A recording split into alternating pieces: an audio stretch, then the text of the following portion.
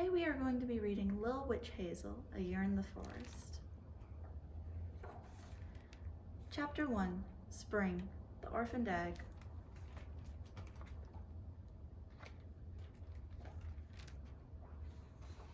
One afternoon, as Little Witch Hazel made her way home, she found something peculiar. An orphaned egg, the little witch thought.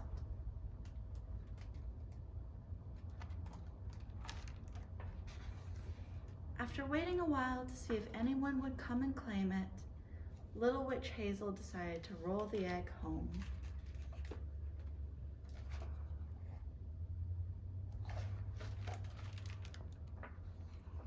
After looking and listening and a few taps, Little Witch Hazel made a nest for the egg by the fire and went to bed.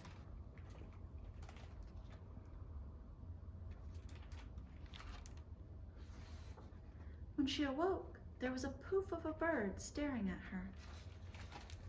"Good morning." Beep. The poof was an owl, and his name was Otis. Otis grew quickly. It wasn't long before he was too large to stay indoors.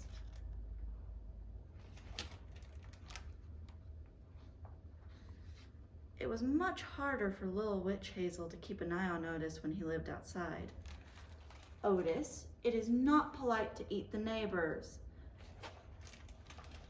You'll be hearing about this at the next Mosswood community meeting."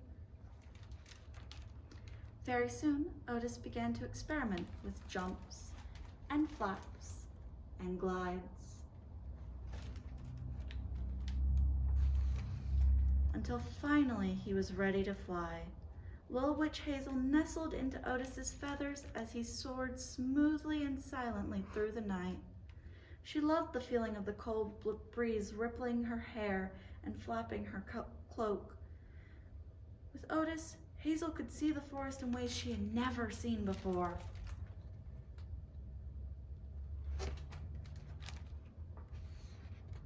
But Little Witch Hazel knew their time together was running out, for Otis was a wild thing who belonged with other owls. One evening, she watched as he swooped into the forest, where another owl waited, their faces glowing like twin moons in the gathering dark.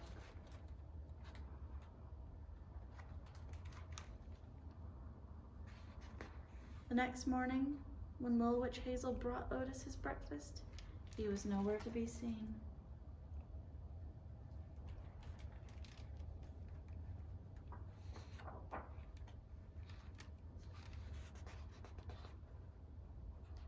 He left as mysteriously and suddenly as he had arrived, as wild things often do. So Little Witch Hazel blew a kiss to the sky and hoped that someday they would meet again. Chapter 2, Summer, the Lazy Day. It was the most beautiful day of the summer, and Little Witch Hazel was busy.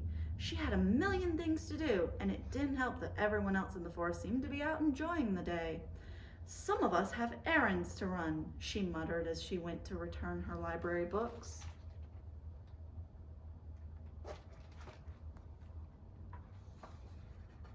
But it appeared that the librarian was on holiday. So it seemed was the post gnome, whom Little Witch Hazel found napping in the sun when she tried to send a package. Hazel was sure that the cobbler would be open. She was always in her shop, and the little witch needed her boots before autumn came. But to her surprise, the cobbler too was out for the day.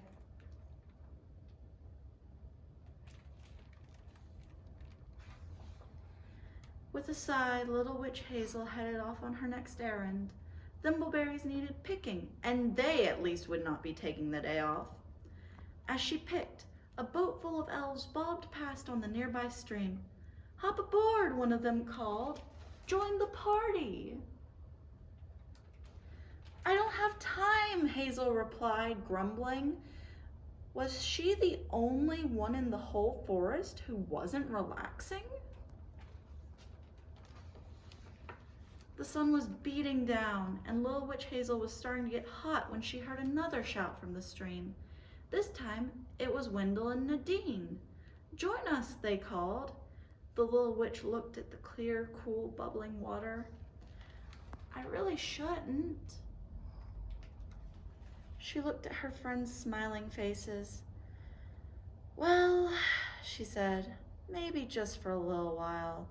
And she hopped on, berries and all. "Where are we going?" Little Witch Hazel asked. "Oh, nowhere in particular," said Nadine. The stream opened out onto a pond, and Wendell, who was an accomplished sailor, steered their raft into the open water.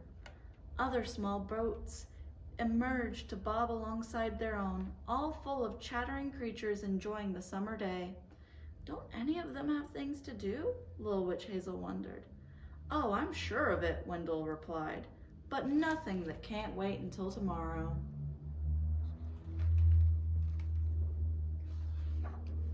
Little Witch Hazel sighed and dipped her feet into the pond. Her whole body seemed to relax as the cool water rushed around her ankles. All of her errands, which had seemed so very urgent, were beginning to feel further and further away. All she had to do was sit and listen and breathe in this fragrant summer air.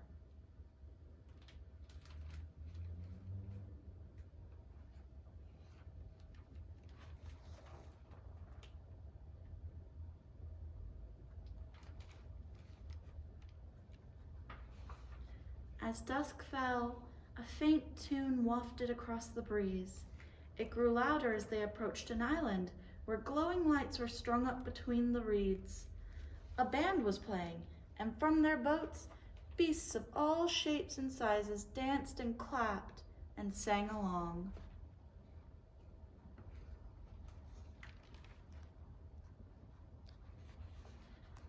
The friends were getting hungry, so Wendell dropped anchor and they shared a picnic supper while the band played. Nadine unwrapped her tea cakes and Wendell bartered with a nearby gnome for some cheese, and Little Witch Hazel shared her berries.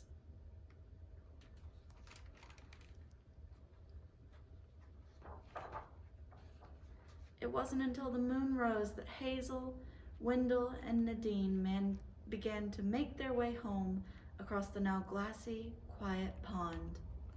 "What a wonderful day," thought Little Witch Hazel contentedly. "Perhaps tomorrow I'll get something done."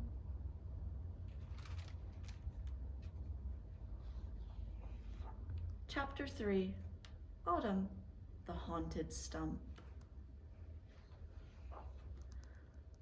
Little Witch Hazel was working in her garden when she first heard the noise. Oh! It was the kind of noise that sent prickles through your whiskers and chilled you right down to your boots. "Towering toadstools," thought Little Witch Hazel, a shiver running down her spine. Whatever could it be?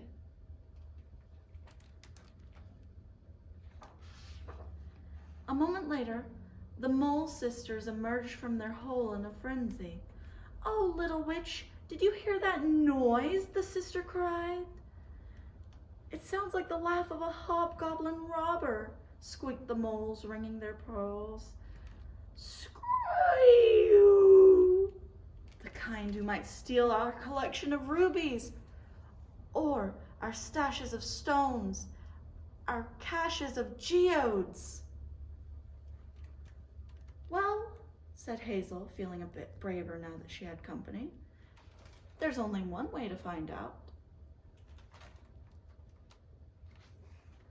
So together, they headed into the woods to find the source of the sound. Soon, they came to the mouse's house, where baby's wails joined the eerie howls coming from the forest. "Screw! Have you heard it too?" a frazzled mouse papa said. "My mouselings can't sleep a wink for all this terrible racket. I think it's a sleep sucker, out to zap all of our naps." "Well," said Hazel, "come along and find out." "It's an ogre with huge stinky feet." "It's a bird with a razor-sharp beak."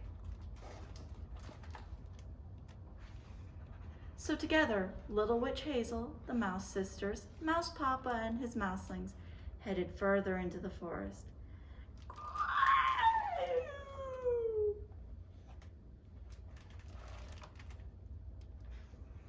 Soon, they came across Newt, who was trying to hide under a log.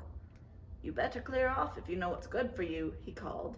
"There's a terrible ghost haunting that stump, a horrible ghoul with long ghostly claws and long ghostly teeth, out to eat little beasts like us." Little Witch Hazel, the Mole Sisters, Mouse Papa, the Mouselings, and Newt all turned to the nearby stump. Sure enough, another howling, yowling, bellowing wail came from within. Oh! Little Witch Hazel's heartbeat quickened as she approached the stump. As she grew closer, the noise grew louder. Oh! Hobgoblins and sleepsuckers, birds, ogres, and ghosts swirled inside her mind, until finally, with a burst of bravery, Little Witch Hazel flung open the door to find the tiniest troll she had ever seen. "Oh, hello," said Little Witch Hazel. The noise stopped as the tiny troll stared at the little witch in surprise.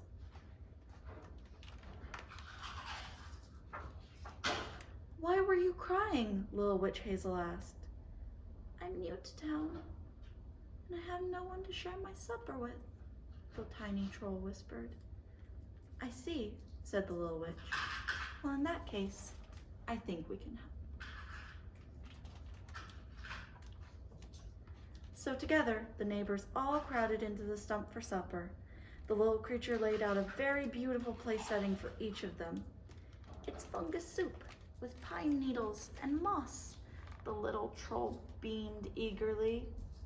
"Delicious," they all murmured.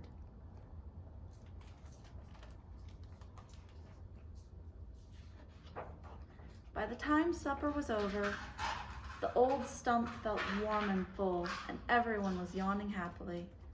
"Next time you're lonely, just come over and knock," Hazel offered, and the tiny troll smiled. And so, with calls of thank you and good night, Little Witch Hazel, the Mole Sisters, Mouse Papa, the sleepy Mouselings, and Newt all headed home through the still and silent forest, content with the knowledge that they had made a new friend.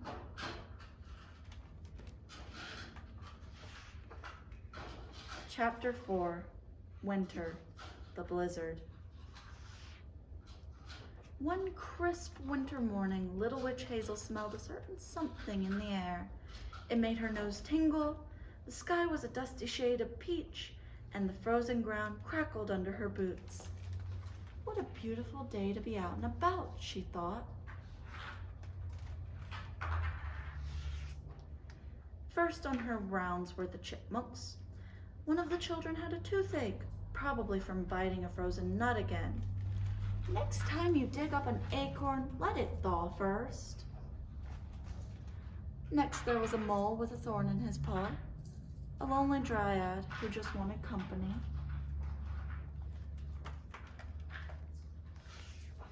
And a crow with a frog in his throat. Her day was so busy that Little Witch Hazel hadn't noticed the weather changing. Milky clouds now hung low and heavy in the darkening sky as she ran through the forest to her last patient's house. Mrs. Rabbit had already given birth the week before, and the 4 kits were starting to grow thin, velvety coats. Little Witch Hazel weighed each bunny, prescribed 2 cups a day of raspberry leaf and nettle tea to the new mother, and packed up her things to head home. The warm glow of the rabbits' windows had just faded from view when the first flakes began to fall, and it wasn't long before the dark forest sparkled under a bright dusting of fresh snow. "I'll be home soon," thought Little Witch Hazel. I doubt this will keep up for much longer. But it did. Soon the woods were blanketed. Every stump and stone along the familiar route home was now completely obscured under mounds of white. The tall, dark trees, whose branches usually danced and swayed in the wind, now sagged and creaked under their new coats. Little Witch Hazel shivered. "Just keep to the path," she told herself. "You can't be far from home now." But the path seemed to have disappeared. Little Witch Hazel suddenly felt very alone and very cold and very tired. "I'll just rest for a few minutes," she thought. "Then maybe I'll be able to find my way back."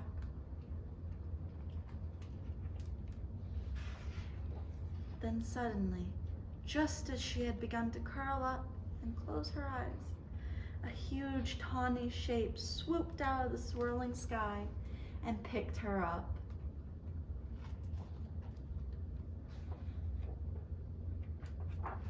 The next thing Little Witch Hazel knew, she was soaring through the night, nestled against very warm, very soft, and very familiar feathers. "Otis," whispered Little Witch Hazel. "Hoo, hoo," said Otis.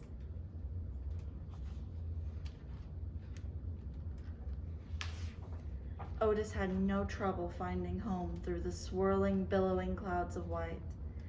Inside Little Witch Hazel's house, all was warm and safe. Otis tucked her into bed and tucked himself onto his old roost. Then they both slept soundly through the cold winter night. The end.